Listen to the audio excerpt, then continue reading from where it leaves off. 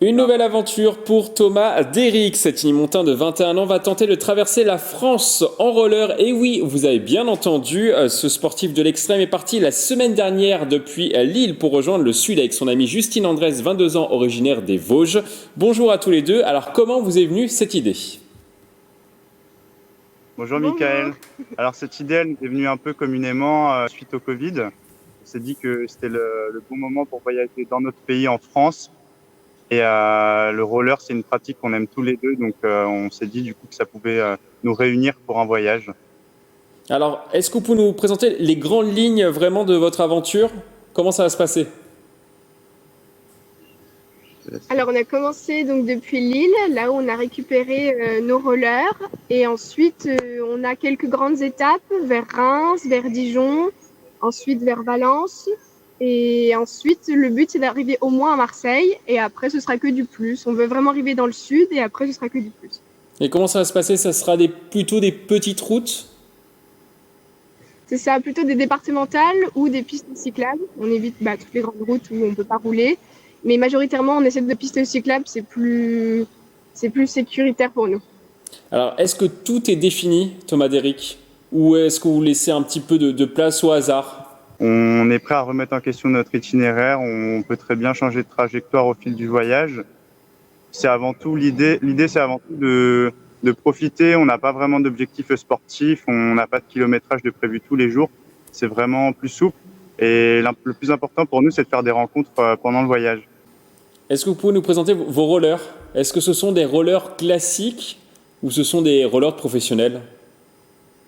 Alors, on a des rollers Oxelo MF 900. C'est des rollers classiques. Ce sont des bons rollers, mais entrée de gamme accessible. C'est pas des rollers à 400 ou 500 euros professionnels. Donc finalement, c'est des rollers qu'on trouve dans n'importe quel décathlon. Donc c'est vraiment, ce qu'on fait, c'est vraiment accessible à n'importe qui. Est-ce Il n'y que a vous pas avez d'équipement également expert. un sac à dos aussi avec vous ? On a un sac Oxelo par litre, donc un petit sac chacun, ça fait 40 litres à deux. 40 litres, c'est très peu pour traverser un pays, c'est pratiquement rien en fait. C'est aussi un défi logistique de ces voyages. Et ce n'est pas trop compliqué justement d'avoir un sac à dos avec des rollers ? Non, ça va parce qu'il est assez petit, assez compact et c'est plutôt agréable de l'avoir sur le dos au final. C'est pas tant dérangeant. Et comment vous faites pour dormir ? On a la tente dans le sac avec les duvets. Donc, dans deux sacs 20 litres, faire rentrer la tente, les duvets, la trousse de toilette et le reste de l'équipement, plus des pièces de rechange pour les rollers. C'est vraiment un défi. Enfin, c'est Tetris dans le sac. C'est assez amusant. Mais on a tout sur nous. On est capable d'être en autonomie. Donc voilà, on peut poser la tente au bord de la route s'il faut. Mais la majorité du temps, on essaie de sonner du coup chez les gens pour qu'ils nous accueillent dans leur jardin et on dort chez les gens. Ils sont très accueillants avec nous, ils nous donnent à manger, à boire. Donc on fait aussi de belles rencontres. Justement, vous êtes parti il y a une semaine. Pour l'instant, tout va bien. Les habitants ouvrent leurs portes assez facilement. Tous les Ouais. soirs. Alors tous les soirs, on a dormi dans des jardins. Donc tous les soirs, on a rencontré des gens. Parfois, ils nous ont invités à dîner. Là, par exemple, ce soir, on passe une deuxième nuit chez l'habitant chez qui on se trouve à Guise, dans l'Aisne. Et on va dîner avec lui ce soir. Donc on fait toujours de belles rencontres. Après, on n'est pas à l'abri d'avoir une rencontre, disons, négative. Ce sera vraiment... ce sera pas grand-chose par rapport à toutes les bonnes choses qui nous sont arrivées à côté. Est-ce que ce n'est pas trop dangereux de faire ce périple en roller, en sachant que vous êtes sur la route quasiment tout le temps ? Si, c'est dangereux. Je te laisse en parler. Il y a 2 jours, dans une descente, en fait, j'ai fait une mauvaise chute et mon genou a cogné sur le béton. Du coup, j'ai dû faire un petit détour aux urgences pour vérifier qu'il n'y avait rien de cassé. Donc, tout va bien, je peux continuer à reprendre. Mais c'est sûr qu'il y a des risques. Il y a des risques étant donné qu'on est sur le bord de la route tout le temps et que on peut tomber, on peut se faire mal. Et avec les automobilistes, pour l'instant, ça se passe bien ?